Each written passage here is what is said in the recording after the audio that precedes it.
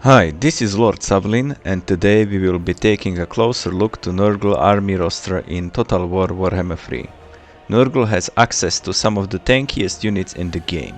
Most of his units have a large amount of hit points and can take a lot of punishment before going down.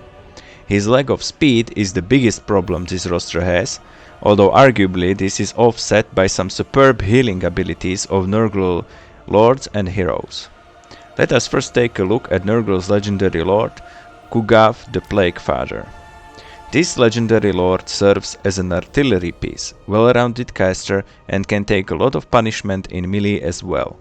He may not be as good in any of these categories as other specialized legendary lords, Skarbrand and Kairos comes to mind, but his versatility more than makes up for it. He also buffs Nurglings, who are going to be your first recruitable units in the campaign. Now on to your basic lord choices. First up are your Heralds of Nurgle.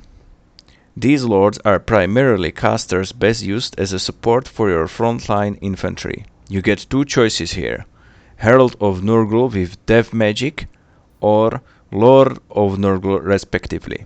After you gain some experience with your heralds, an in-game event triggers asking you whether you want to keep them as heralds or upgrade them into exalted Great Unclean Ones.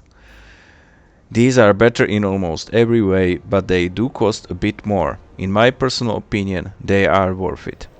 When it comes to your heroes, you only get two choices. You can either go with Plague Ridden of Death or Nurgle or Cultists of Nurgle. All demon factions get a cultist. This is a melee combatant hero unit with an ability to spawn more units from your faction onto the battlefield. These units will degrade over time, but this ability can be useful in many different situations and can help you destroy enemy flanks. Plague Riddens are caster heroes with good amount of use for your armies. More healing is very important to Nurgle, and thus you should always bring at least one Plague Ridden into your army. Nurgle focuses on dealing damage in a prolonged melee fight, and the rest of his roster resembles this attitude rather nicely. Nurglings are going to do well to absorb damage from your other units on the front lines and serve quite well into mid-game. Just don't bring too much of them, as there are better units in this roster. Other than that, you can recruit them rather cheaply into any army and can serve as quite a deterrent to any invading forces in your territory. Next up, we have Plague Bearers of Nurgle. These are going to be serving in your armies as frontline infantry well into your mid-game. They have large amount of hit points and rather nice basic damage. Where they are lacking is in armor and armor-piercing damage.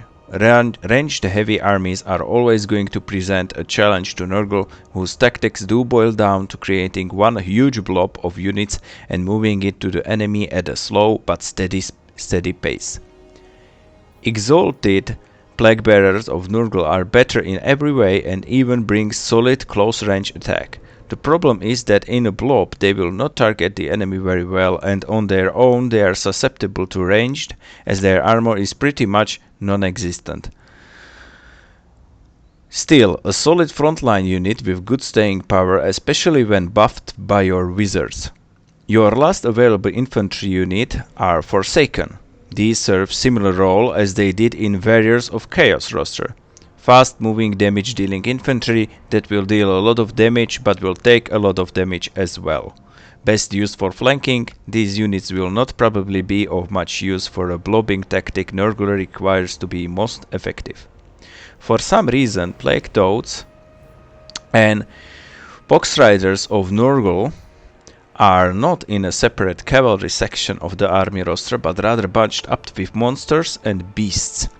We will be viewing them as a cavalry though. These units are actually not that bad. Nurgle doesn't particularly benefit from cavalry, and his blob will have large enough mass that any cavalry charge will quickly dissipate. Still, even without the need for an intercepting cavalry, Plague Toads and Pox Riders actually do better job at holding enemy cavalry and flanking melee units quite well. They will lose to anti-large units, but any kind of enemy cavalry but the strongest will have a prolonged melee fight with them. I would definitely not shy away from using them. Nurgle fields 2 large monsters, Beasts of Nurgle and Great Unclean Ones. Beasts of Nurgle are a tanky single entity units with regeneration and supported by other melee units can hold enemy troops for a really long time.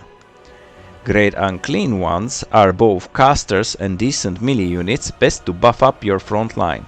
Their damage potential is quite impressive, although they do present easy target for enemy ranged units.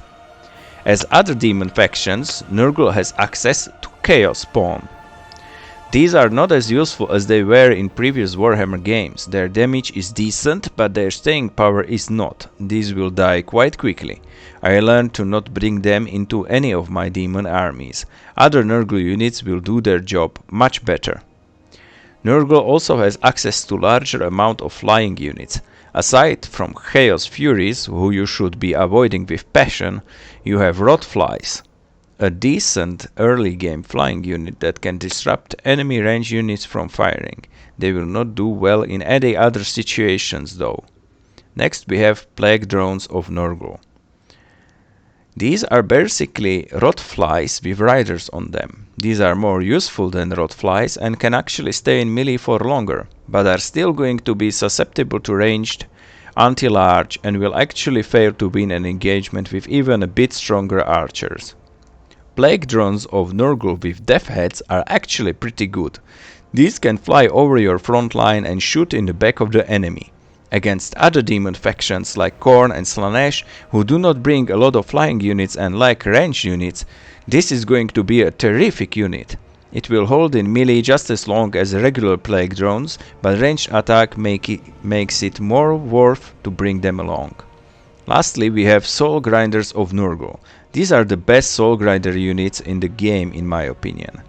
They have a fairly decent artillery ranged attack, can stay in melee and will generally boost your damage dealing abilities in the end game. They are best used as mobile artillery. After you use up their ammunition, charge them into enemy ranged units. Their speed is 75, so they won't have too much of a problem to catch up with them. And that is the entire Nurgle roster in the game. In my opinion, Nurgle is greatly misunderstood as a faction. Many believe him to be among the weakest factions in the game, while I think he is somewhere in the middle. In fact, I would argue that he is the second strongest demon faction, right after Khorne.